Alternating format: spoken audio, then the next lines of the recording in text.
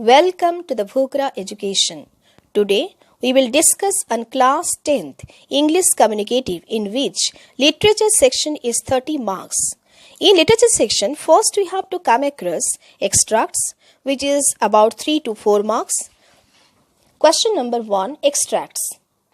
I thought how paltry, how vulgar, what a mean act. I despised myself and the voices of my accused human education. And I thought of the albatross, and I wished he would come back my snake. Here for this extract, 3 questions arises. Number 1, what does the poet mean by the expression, a mean act? His act of throwing a clumsy log at the snake, this is the mean act. Second question, what does the poet feel about the snake? Third question, what does the last line show about the mental status of the poet? Here the mental status signifies to it has made him too much selfish and self-centered. The poet hates himself for trying to harm the snake and blames this for his education that has taught him to be selfish. Here, extract number B. Second, and I had done a hellish thing, and it would walk them for all ever I had killed the albatross that made the breeze to blow. Here 3 questions also arises for this extract. Question number 1, who is I here? Second question, what does for all ever signify? Here the all ever signifies to. Here for all ever signifies the sailors condemned the ancient mariner for killing the innocent bird albatross. Question number 3 for this extract, consequences they faced as a result of the hellish thing. So what is the hellish thing? Here you have to write the sinful act of killing albatross and the consequences what they faced, and this wicked deed of the mariner would make the other sailors suffer. Third extract. Did you like my song? Not too bad, but for too long. The technique was fine, of course, but it lacked a certain force. Here for this extract, the question, who is the speaker in first line? Second question, significance of repetition of the word did you. So here you have to write did you means lack of confidence. Third question, why is the listener so critical of the performance of the singer, and what did he or she want? Because you have to write here the frog, the listener, poses to be a great musician. And the fourth extract for this, the question, but you shall shine more bright in these contents than unswept stone besmeared with sluttish time. Here the first question arises, name the poem and name the poet. Second question, give synonyms of unswept and sluttish. Here unswept means the stone monuments left uncared for, and sluttish means unclear habits and behavior. Third question, why does the poet consider time as sluttish?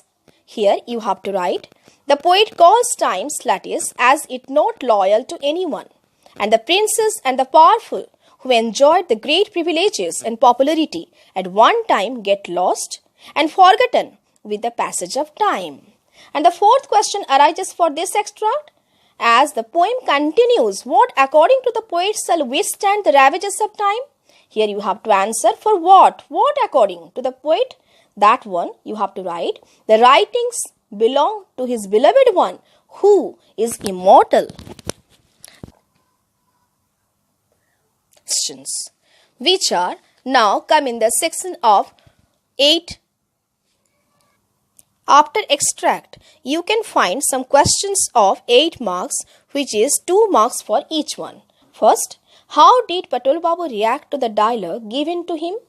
Second, how did Mark Antony turn the Roman mob against the conspirators? Third, how does Caesar react to Cimber's couchings and low courtesies? Fourth, what did Mr. Mabin observe when she noted the tiger resting near the goat? Fifth, do you think Mrs. Packletide was able to achieve her heart's desire? Give the reason.